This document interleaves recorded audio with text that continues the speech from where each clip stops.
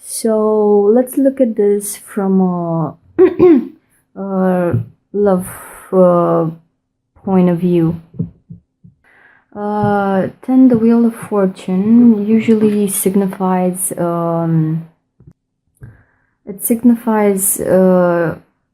change, like you're going through the cycles of life, because you see here the darkness and the white, the play of night and day. You also have the four seasons here and all the zodiac signs, and I don't know if you can see it, but they're here everywhere. Now, this wheel of life keeps turning, okay? So I'm thinking the season is changing, so it also brings about change in your life. But I think if you were to consider reality as being, the matrix, this matrix is shifting now. So you need to be prepared to for this seasonal change. Okay, this can also be hazard. This can also be an event happening just by chance. Like winning the lottery or things of the sorts. It can be like that 0.000 some 1% of such an event happening in your life. Now, this comes before the Empress. So I'm thinking that you start off the month of May with something that maybe you didn't expect. You may be expecting some sort of change, but you're not expecting this Wheel of Fortune, like the tectonic plates of your life shifting so rapidly with this card here, because you're about to enter a new season.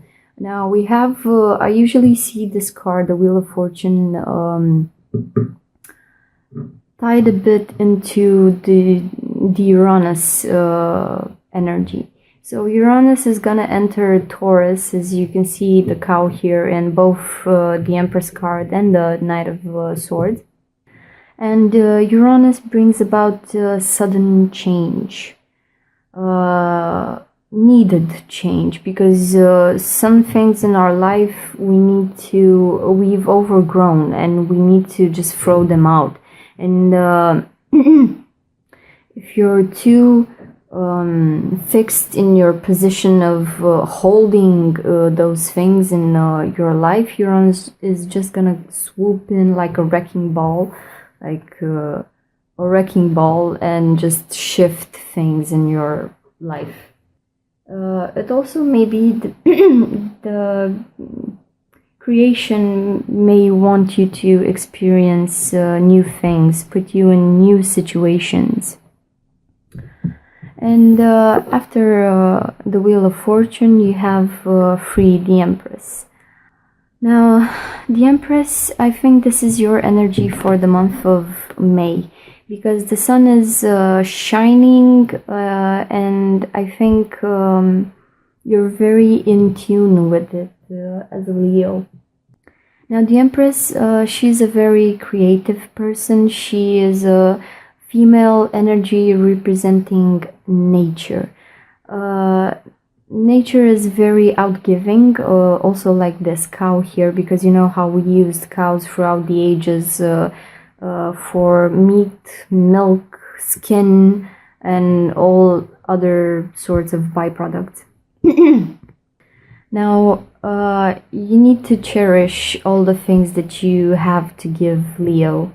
This is a theme that I also saw in last month's reading, that if you were the caring person that was helping someone through their evolution, it's time for you to keep some of this this goodness that you have inside of you. Okay, the Empress is a very proud energy, because it knows how rich it can be. There's also here, I don't know if you can see, there's a shield here. So what I'm thinking with you is that you're gonna have your heart tested. This is what happens with you usually in life when you're so outgiving, because Leos are known for their generosity and they give much more than they receive. But when you're a bit stressed or you see people acting less than ideal on the outside, with this shield here, I know that Leo's heart is affected in some sort of a way. So really do take care of this inner beauty that you have. Now, while the Empress is somewhat turned towards this wheel of fortune, this event happening here, she's also looking over her shoulder here. Now, what's happening with you mainly in the month of May is that you're being attacked from one side, and you also have to do some damage control here on this side, like adjust to the change. So you're being cornered in a way. Yeah, you're caught in the middle of random events and another person here. Now, the Empress usually signifies the one. It's like I'm seeing you being the one for someone, but they have this weird way of relating to you. Maybe they don't know better, but here with the Knight of Swords coming after the Empress, I'm thinking that this person is coming in a not so good way, because the Knight of Swords is swift movement towards action. It's either going to wage a war or actually trying to protect something by means of war. So the Knight of Swords it's not an emotional card. It's quite the opposite. The Knight of Swords has armor on him, okay? So he's being shielded because he knows what's coming towards him. In this spread, he is trying to protect the Empress. So what I'm thinking with you is that while you're trying to take care of your heart here, so you can manage the changes that come with the month of May, you also need to shield up and wage some sort of a war towards a person that's coming with a bit of a shady energy towards you. So yes, the Empress is a very emotional card, because it's the outgiving mother, like the cow that gives her milk and meat and skin for the whole of humanity to indulge in the products of nature mostly. I'm thinking that now you actually need to get real and protect yourself from that which is coming. And the Knight of Swords is also riding a bull, but this bull here, its fur is white, and he has a decoration here that is red. So what I'm thinking is, and also I don't know if you can see on the Empress card, the cow here also has this white and red color combo on the flowers here. It's like, I think there's you have this sort of a wound somewhere inside of you, okay? It's like the lion is bleeding, but he still goes on. This is the funny thing that I wanted to tell you about the reading. Before I started shuffling your cards, I was walking around the house and actually something pierced the skin of my foot. And I was reminded of the general theme of the Leo in all cartoons, that he's a raging lion, he is greater than life, but even the Leo, he can actually stomp on something and have that in his palm, in his foot, in his paw. Okay, so he cannot get it out. He actually needs someone else to surgically remove that for him. But he's bleeding, like drop by drop of blood. He is bleeding in a way. And now with the Knight of Swords here, with this color scheme with the white and the red, I'm reminded of those spiritual warriors. We're talking about crusaders and Templars. So they had like this holy mission to carry out in the name of certain religion, and they thought they were very righteous in their mission. So what I'm thinking here with you is that you have this wound, you're bleeding, but you're somehow trying to protect yourself from this outside force that's coming to lay is trying to control you in a way. And how can you control a lion, really? You can't. It's the raging energy of the sun. You just need to leave the lion be, because he is so great on his own. We can see that with the Empress card here. So yes, you're gonna be shielded and you're gonna wage war. With the cow being here in both these images, I'm thinking that you have enough endurance to take this on. Both of these situations, the random events and this person. So you're carrying a big, not a big burden, but it's like you're waging war on two fronts, and I would really mind you to take care of your energy levels. The Empress has a lot of creative energy inside of her, and yes, she may be self-sacrificial at some points, but here it's like I'm thinking you see this other person, this other person coming in, swooping in, and you know what a toll they're gonna take on your being and your energy. So, waging war towards this person. Now we have this person here, 9, the Hermit. So the Hermit usually goes in a cave. He retracts from society, and he uses this light that he has here in his hand, the light of his conscience, to gather knowledge from inside of him. He's also doing some sort of detective work. So this person may be coming towards you in a very shady way, in a very inquiring way.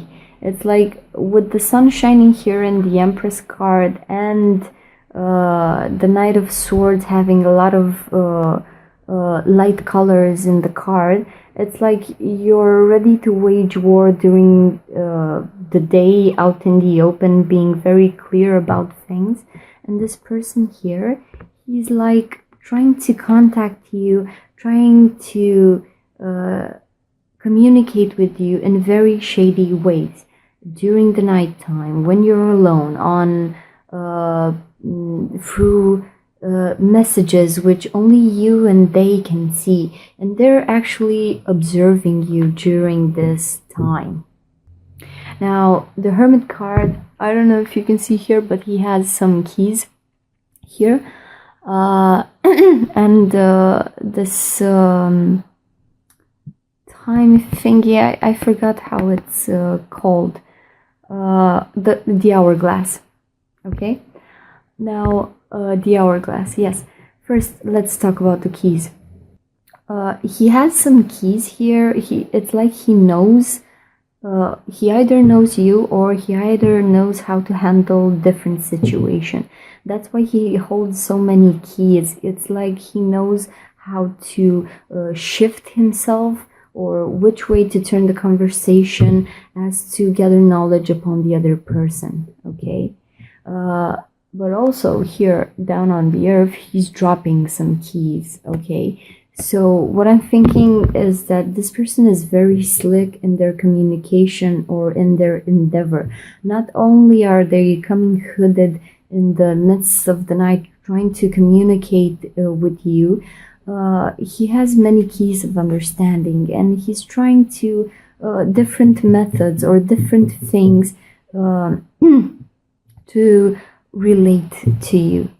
Now with the hourglass here, it's like he's also being very, very aware of the fact that the time is running out somehow, either for you or either for them.